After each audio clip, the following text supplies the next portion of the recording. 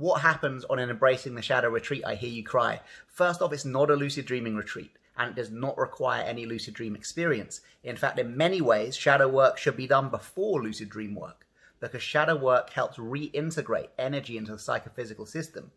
And that's exactly the kind of energy that we need to lucid dream. So shadow work can actually benefit our lucid dreaming practice. We do practices like this, where I ask you to get a mask, and on the outside of the mask, we write our persona, how we present ourselves to the world. Might be true, might be totally false, might be a little bit of both.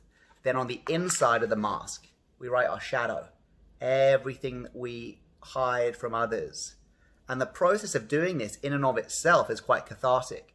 But then we enter into a sharing, where in a safe container, we share elements of our shadow with others. And this is a great exercise in empathy, because you see that whatever is in your mask, there's at least one other person in the group who will have that same thing, that exact same thing in their mask, if not more than one.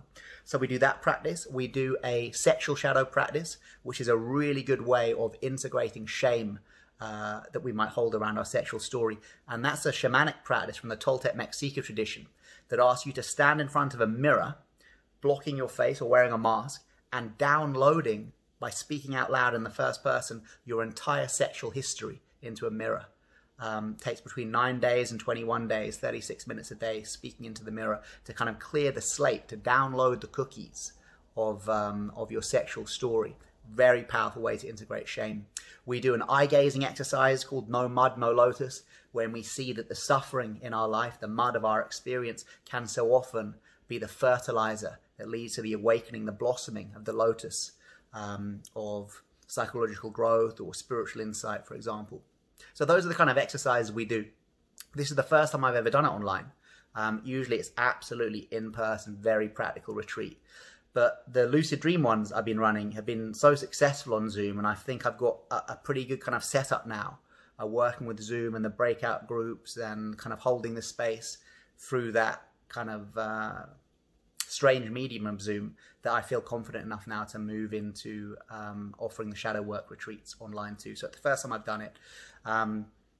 Open to everyone, really powerful way to move into authenticity, to transform fear into love, to transform shame into acceptance, and to move into radical authenticity, where we can learn to love our magnificent messiness.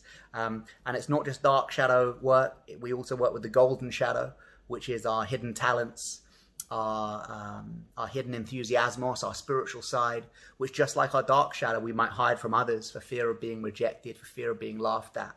And that's a really powerful part of this. So it's not just working with the dark shadow, which might be our fears, our shames, our traumas, but also with the golden shadow, which is our hidden talent, our spiritual potential, the parts of ourselves that we hide because we fear they're too bright.